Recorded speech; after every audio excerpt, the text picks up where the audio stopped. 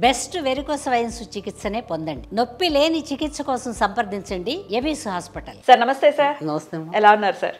బాగున్నాను సార్. ఉన్నటువంటి 27 నక్షత్రాలు ఇంకా ఉన్నాయి నక్షత్రాలు, కానీ కన్సిడర్ చేసేది మాత్రం 27 ప్రధానంగా కదా. అయితే ఈ 27 నక్షత్రాల్లో కూడా డెఫినెట్గా కాస్మిక్ ఎనర్జీ ఎక్కువ ఉండేటటువంటి నక్షత్రాలు ఉన్నాయి. అయితే ఆ నక్షత్రాలు ఏంటి అనేది మీ ద్వారా నేను తెలుసుకోవాలనుకుంటున్నాను. మరి మంచి కాస్మిక్ ఎనర్జీ నక్షత్రమేనండి మాది, కానీ జీవితం అంతా కష్టాలే ఉన్నాయి అనే వాళ్ళు కూడా ఉంటారు. ఎందుకని మరి అంత పవర్ఫుల్ నక్షత్రం అనే ఒకవేళ కన్సిడర్ చేస్తే ఎవరి జన్మజాతకంలోనైనా దాని పవర్ ఎందుకని చూపించదు? ఓన్లీ నక్షత్రాన్నే బేస్ చేసుకుని ఇంకా వీళ్ళు మహర్జాతకులు అవుతారు అని చెప్పేటటువంటి పరిస్థితి ఉంటుందా? అసలు ఇంతకీ ఈ 27 నక్షత్రాల్లో ఏ నక్షత్రాలు పవర్ఫుల్ లేదా కాస్మిక్ ఎనర్జీ ఎక్కువ ఉండేటటువంటి నక్షత్రాలుగా మీరు కన్సిడర్ చేస్తారు? ఒక్కసారి మా ప్రేక్షకులకు చెప్తారా? తప్పకుండా. అయితే కాస్మిక్ రేస్ బాగా ఎక్కువ ఉండే నక్షత్రాలు అయితే కనుక ఖచ్చితంగా పుష్యమి, రేవతి. అంటే తర్వాత ఏవైతే ఉన్నాయో అవి కూడా చెప్తాను, కానీ బాగా అత్యధికంగా ఉండేవైతే పుష్యమి, రేవతి కదా.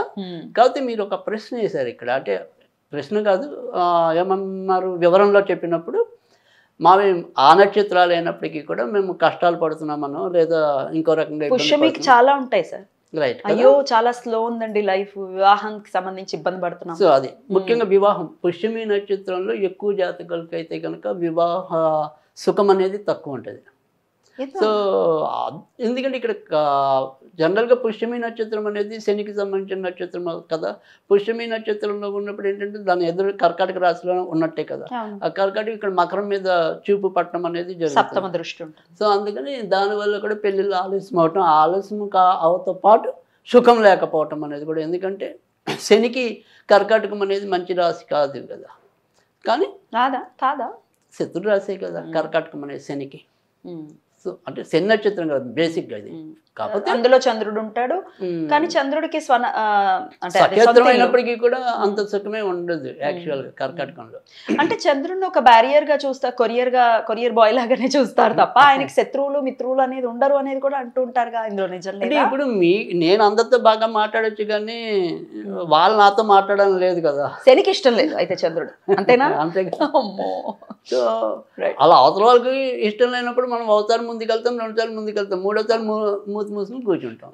సో అందుకని అదే రకంగా పాపం చంద్రుడు ఏం చేస్తాడు, అసలు ఆయన బలహీనుడు, 15 రోజులే బలం పాపం కదా. అందుకని ఆయన మనం కన్సిడర్ చేయలేం. కానీ బట్ మామూలుగా అయితే కనుక కాస్మిక్ రేస్ ఖచ్చితంగా ఎందుకు ఉంటుంది దీంట్లో పుష్యమి అంటే కనుక అది దైవ నక్షత్రం, ముఖ్యంగా గురుడికి సంబంధించిన నక్షత్రంగా చెప్తాం. అంటే గురువు అధిపతిగా ఉన్న నక్షత్రం.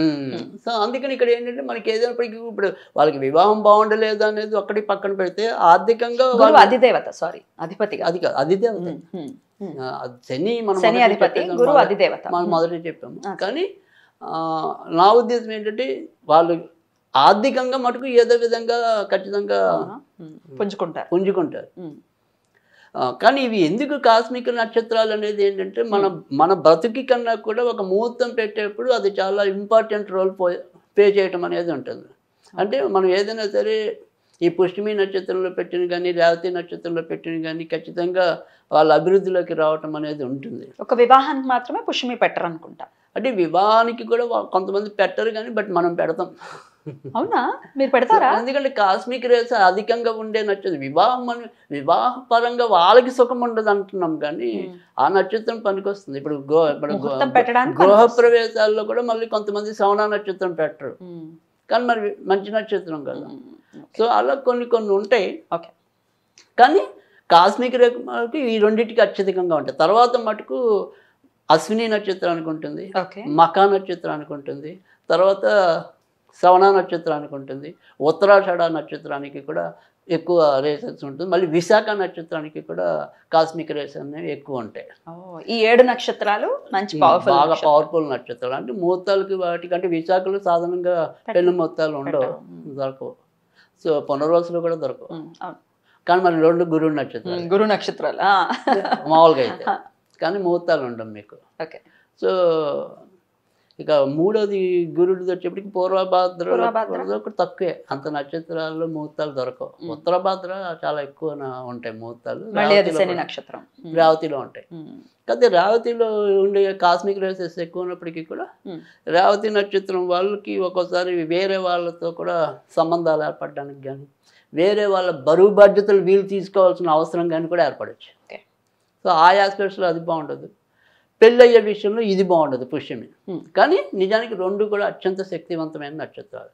సో మనం దీన్ని ఎలా అర్థం చేసుకోవచ్చు అంటే కనుక, ఎప్పుడైనా సరే ఒక దాని మీద అంటే ఈ అటాచ్మెంట్స్ అనేవి తెగిపోవాలి మనకి జనరల్గా. అంటే ఎప్పుడైనా సరే మనం మోక్షానికి అర్హత పొందాలి అంటే కనుక ఖచ్చితంగా ఒక దాని మీద విరక్తి కావాలి. కరెక్ట్. సో ఈ పెళ్ళి అనే దాని మీద విరక్తి వచ్చినప్పుడు వాళ్ళు ఇంకా యోగులుగా మారడానికి అవకాశం ఎక్కువ ఉంటుంది. డిటాచ్ అవ్వటం మొదలైతే కనుక సోల్స్ ప్రోగ్రెషన్ జరుగుతుంది కదా. మనం కాస్మిక్ అంటే ఏంటి, దైవిక శక్తి అంటున్నాం. సో ఆ దైవిక శక్తి అనేది పెరగడం వల్ల ఏమవుతుంది, అంత్యంగా మోక్షానికి అర్హులం అవుతాం. సో అందుకని దేని మీద అయితే మనకి విరక్తి రావాలో ఆ విరక్తి తెప్పించడం అనేది, అంటే సంసారం అనేది పెద్దది ఎక్కడ ఏర్పడుతుంది, పెళ్లి వల్ల ఏర్పడుతుంది. పెళ్లి, దాని తర్వాత పిల్లలు. అశ్విని నక్షత్రంలో కొంతమందికి పిల్లల రీత్యా ఇబ్బంది చూస్తూ ఉంటారు. అంటే అశ్విని నక్షత్రంలో పిల్లలు అనేది కాకు, పెళ్లి కూడా అయితే తొందరగా అవుతుంది, లేదంటే అశ్విని మక రెండు కూడా లేట్ అయినా పిల్లలు సార్, పిల్లలు అంత మరీ అంత ఇబ్బంది కలగకపోవచ్చా. మామూలు సర్వసాధారణంగా ఒకంత లేట్ ఉందండి, రేర్గా ఉండొచ్చు కానీ, బట్ మరీ అంత ఎక్కువ ప్రమాదం చూడలేదు. బట్ పెళ్లి వరకు అంటే మాత్రం అయితే తొందరగా అవటం, లేదంటే అలా డిలే ఉండటం అనేది ఉంటుంది. సో అక్కడ అంతవరకే. ఉత్తరాషాఢ బట్ సేఫ్ ఉంటుంది. అంటే అన్నీ ఇంచుమించుగా అనుభవించడం అనేది, అంటే వాళ్ళు మిగుల్చుకోరా అనేది పక్కన పెడితే ప్రతి సుఖాన్ని పొందుతారు. అంటే కాళ్ళు తిరగాలంటే కాళ్ళు తిరగటం అనేది కానీ, తర్వాత ముఖ్యంగా ధనుర్రాశిలో ఉన్నప్పుడు మరి గురుడు కూడా ఉంటాడు కాబట్టి ఇంకొద్దిగా ఏమంటాం ఆధ్యాత్మిక చింతన కూడా ఎక్కువ ఉంటుంది. మకరంలో ఉంటే కొంచెం తక్కువ, మకరంలో ఉంటే కొద్దిగా తక్కువ ఉంటుంది. సో ధనుస్సులో ఉంటే చాలా ఎక్కువ ఉంటుంది. కానీ ఉత్తరాషాఢ అనేది ఏంటంటే స్టేబుల్ నక్షత్రం కాదు. అంటే స్టేబుల్గా ఒకే రకమైన జీవితం అనుభవించడానికి అంత వీలుగా ఉండదు. అప్ అండ్ డౌన్స్ ఉంటాయి. బట్ ఆ నిమిషానికి ఎప్పుడు కూడా కోలుకుంటారు. అందుకని అది ఎందుకంటే దాంట్లో ఏదైతే దైవిక శక్తి ఉందో, ఇలాంటి వాళ్ళందరికీ కూడా ఎంత పేదరికం ఉన్నప్పటికీ కూడా అవసరానికి ఏదో విధంగా డబ్బులు అందుతూ ఉంటాయి. అందుకని కూడా అలా కూడా వీళ్ళని మంచిగా కాన్సన్ట్రేట్ చేయొచ్చు. అది ఆ రకంగా ఏదైనప్పటికీ కూడా కాస్మిక్ రేస్ మనం ఉన్నవి ఇవే నక్షత్రాలు అని చెప్పినప్పటికీ కూడా ప్రతి ఒక్కరికి కూడా కాస్మిక్ శక్తి అనేది పెంచుకోవాలి. ఎలా పెంచుకుంటాం? మావి నక్షత్రాలు కావండి, మిగతా 20 నక్షత్రాలకు సంబంధించిన వాళ్ళం మేము. సో అందుకని కాస్మిక్ శక్తి అనేది మనకి పెరగాలి అంటే కనుక ఎప్పుడు కూడా సాధ్యమైనంత వరకు కూడా మనం పాజిటివ్గా మాట్లాడటం అనేది అలవాటు చేసుకోవాలి. Right sir. సో ఆ పాజిటివ్నెస్ అనేది వస్తే, అంటే ఏంటంటే నేను చిన్నప్పటి నుంచి ఇలాగే ఏడుస్తూనే ఉంటే వాడు జన్మంతా ఏడుస్తూనే ఉంటాడు. కరెక్ట్. సో నా ఏడుపు ఇంకా పోతుంది అనేది ఒక సంకల్పం అనేది. అంటే ఎప్పుడైనా సరే మనకి దీంట్లో రెండే చెప్తాం మనం జాతకంలోకి వచ్చి, ఒకటి పాజిటివ్ ఎనర్జీ, రెండోది నెగిటివ్ ఎనర్జీ అనేది. అంటే మన సైన్స్ భాషలో చెప్పాలి అంటే కనుక ధనాత్మక శక్తి, రుణాత్మక శక్తి అని మనం చిన్నప్పుడు విని ఉన్నాం. సో ఎవరికైతే ఈ ధనాత్మక శక్తి ఎక్కువ ఉంటుందో వాడి జీవితంలో దేవుని నమ్మినా నమ్మకపోయినా ఇంకో రకంగా వెళ్ళినా వాడు బాగుపడే ఉంటాడు. ఎందుకంటే వాడు బైబర్త్ ధనాత్మక శక్తి ఎక్కువతో పుట్టాడు. ఈ రుణాత్మక శక్తి వాడు ఎప్పుడు కూడా బాధపడుతూనే ఉంటాడు. తర్వాత సైన్స్ ఏం చెప్పిందంటే కనుక మగాళ్ళకి జనరల్గా ఈ ధనాత్మక శక్తి అనేది కుడివైపు, ఆడవాళ్ళకి ఎడం వైపు ప్రవహిస్తుందని చెప్పడం వల్ల ఆడవాళ్ళకి అన్నీ కూడా ఎడం వైపు పెట్టడం అలవాటు చేసాం, ఏ ఉంగరాలు కానీ ఏమైనా కానీ. సో అందుకని ఆడవాళ్ళకి లెఫ్ట్ తీసుకున్నారు, మగాళ్ళకి రైట్ తీసుకున్నారు. సో ఆ రకంగా కూడా చెప్పడం అనేది శాస్త్రం మొదట్లో. సో వాటి మీద ఇంకా విస్తృతంగా పరిశోధనలు జరగాలని నేను ఒక పరిశోధన ప్రియుడిగా కోరుకుంటాను. Right sir. ఇక ఏ దేవతారాధన ఇవన్నీ పక్కన పెట్టేద్దాం, సామాన్యులకు కూడా మరి ఉపయోగపడేలాగా వీడియో ఇవన్నీ పక్కన పెట్టేద్దాం. మా నక్షత్రాలు మాకు తెలియవు కానీ మా జీవితాలు సన్మార్గంలో వెళ్ళాలి, ఒకంత సుఖవంతంగా వెళ్ళాలి అనుకుంటే ఏ ఆరాధన దోహదపడుతుంది సార్?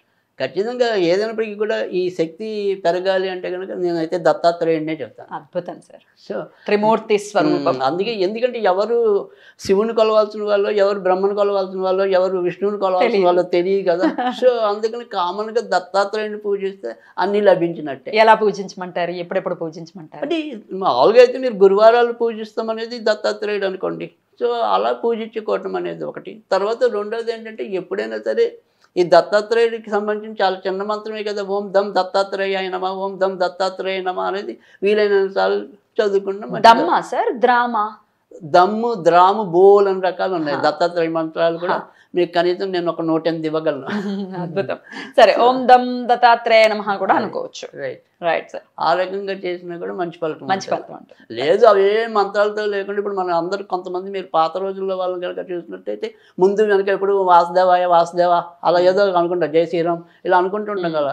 అలా మనం కూడా జై గురు దత్త, జై గురు దత్త, జై గురు దత్త అనుకుంటే అయిపోయాయి. ఎగ్జాక్ట్లీ. అదే పెరుగుతుంది శక్తి. కరెక్ట్ సార్, చాలా చక్కగా తెలియజేశారు. దత్తాత్రేయుడు అనుగ్రహం చేత ఇవన్నీ పక్కన పెట్టేసి ఎనర్జీ లేదు, లేకపోతే ఈ సమస్యలు ఉన్నాయి మీద అన్నట్టుగా నెగటివ్ ఆలోచించకుండా పాజిటివ్ గా ఆలోచించడం మొదలు పెట్టి మన వైపు కూడా కొంత పాజిటివ్నెస్ రావాలి. డెఫినెట్లీ మారుతుంది పరిస్థితి అనే నమ్మకం ఉండాలి. ఇక్కడ మొదలైతే అన్ని మారుతాయి. చాలా బ్యూటిఫుల్ గా ఎక్స్ప్లెయిన్ చేశారు సార్. కృతజ్ఞతలు. నమస్తే సార్.